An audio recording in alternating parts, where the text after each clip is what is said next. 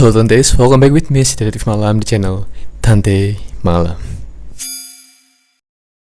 Selama bertahun-tahun, dunia hanya bisa menebak-nebak siapa saja yang ada di dalam pesawat Lolita Express. Siapa yang benar-benar berkunjung ke pulau pribadi Little James. Dan yang paling penting, siapa yang melindungi Jeffrey Epstein selama puluhan tahun. Januari 2026, dunia mengira rahasia Jeffrey Epstein sudah terkubur bersamanya di sel penjara tahun 2019. Namun, sebuah undang-undang baru bernama Epstein Files Transparency Act yang ditandatangani akhir tahun lalu baru saja meledakkan bom waktu yang selama ini ditakuti oleh para elit global. Departemen Kehakiman AS Dodge baru saja merilis lebih dari 3 juta halaman dokumen tambahan. Ini bukan sekedar nama-nama lama yang sudah kita dengar seperti Bill Clinton atau Donald Trump.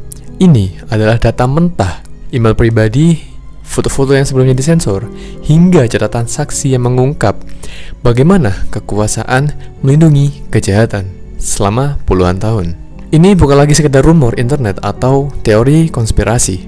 Ini adalah data forensik dari percakapan email rahasia para miliarder Silicon Valley hingga kesaksian dewan juri yang sempat disembunyikan selama 20 tahun. Hari ini kita akan membedah apa yang sebenarnya ada di dalam Epstein Files terbaru ini. Siapa saja nama besar yang terseret dan mengapa rilis kali ini jauh lebih berbahaya bagi elit global dibanding rilis-rilis sebelumnya. Epstein Files. Begini ceritanya. Sebelum kita membahas tentang Epstein Files, kita perlu sedikit mengenal siapa sih Jeffrey Epstein ini. Jeffrey Epstein bukanlah sekedar miliarder. Dia adalah seorang social climber yang jenius. Bersama rekannya Ghislaine Maxwell, dia menciptakan sebuah sistem grooming yang sangat terorganisir. Mereka tidak hanya mencari uang, mereka mencari kontrol dan menjebak tokoh-tokoh penting dalam aktivitas ilegal. Epstein memiliki asuransi berupa informasi rahasia atau blackmail. Lanjut ke topik. Untuk memahami mengapa dokumen 2026 ini begitu penting, kita harus membedakannya dengan rilisan tahun 2024. Dokumen 2024 berasal dari kasus perdata Virginia Giuffre melawan Ghislaine Maxwell. Isinya terbatas pada deposisi saksi. Namun, dokumen yang baru saja dirilis di awal 2026 ini berbeda. Ini adalah data mentah dari penyelidikan federal. Isinya mencakup 1. Log komunikasi digital, email dan pesan teks dari komputer dan ponsel Epstein yang disita tahun 2019. Yang kedua, transkrip dewan juri 2006 menunjukkan bahwa jaksa awalnya ingin mendakwa Epstein dengan 60 tuduhan berat. Namun entah bagaimana jumlah itu menyusut menjadi hampir 0 melalui deal rahasia. Dan yang ketiga adalah materi multimedia, lebih dari 3.500.000 dokumen, 180.000 gambar, dan 2.000 video yang ditemukan di kediaman Epstein. Salah satu kejutan terbesar adalah bukti bahwa FBI sebenarnya sudah menerima laporan rinci tentang kejahatan Epstein sejak awal 2000-an. Hampir 1 dekade sebelum ia pertama kali ditangkap di Florida. Dokumen ini mengungkap satu hal yang selama ini dibantah, bahwa Epstein bukan sekedar penyendiri yang aneh, melainkan pusat dari sebuah sistem yang saling mengunci antara politik, teknologi, dan royalty. Nama yang paling banyak dicari tentu saja adalah para mantan presiden. Donald Trump muncul ribuan kali dalam arsip ini. Namun, laporan terbaru dari Departemen Kehakiman menyatakan bahwa sebagian besar referensi ini berasal dari clipping, berita, dan log internal yang tidak menunjukkan keterlibatan kriminal langsung. Meskipun begitu, dokumen ini mengonfirmasi betapa eratnya lingkaran sosial mereka di Palm Beach sebelum akhirnya mereka ini berselisih. Di sisi lain, Bill Clinton kembali menjadi sorotan. Dokumen 2026 mengungkap foto-foto baru Clinton ini di dalam gedung putih bersama Epstein dan Maxwell. Ada juga detail tentang lukisan aneh Clinton menggunakan gaun biru yang ditemukan di rumah Epstein. Meskipun Clinton ini bersikeras setelah memutus hubungan sejak 2006, email-email baru menunjukkan bahwa Epstein masih mencoba menggunakan pengaruh namanya bertahun-tahun setelah itu. Salah satu kejutan terbesar dalam berkas 2026 adalah detail korespondensi dengan tokoh teknologi. Nama Elon Musk muncul dalam serangkaian email tahun 2013 hingga 2014. Dokumen menunjukkan Epstein mencoba mengundang Musk ke pulaunya berulang kali. Meski Musk melalui akun X-nya membantah keras pernah berkunjung. Data ini menunjukkan betapa agresifnya Epstein mencoba menjerat orang terkaya di dunia ke dalam lingkarnya. Sementara itu, untuk Bill Gates, dokumen ini jauh lebih personal. Ada catatan email di mana Epstein mencoba menggunakan informasi sensitif tentang kehidupan pribadi Gates, termasuk dugaan perselisihan pernikahannya jauh sebelum perceraian tahun 2021. Sebagai alat posisi tawar, pihak Gates menyebut ini sebagai upaya pemerasan yang gagal. Namun, publik bertanya, seberapa dalam interaksi mereka sebenarnya? Jika di AS bising dengan nama politisi, di Inggris badai melanda keluarga kerajaan. Pangeran Andrew secara resmi kehilangan gelar kehormatannya setelah dokumen terbaru memperkuat kesaksian tentang kehadirannya di acara-acara Epstein.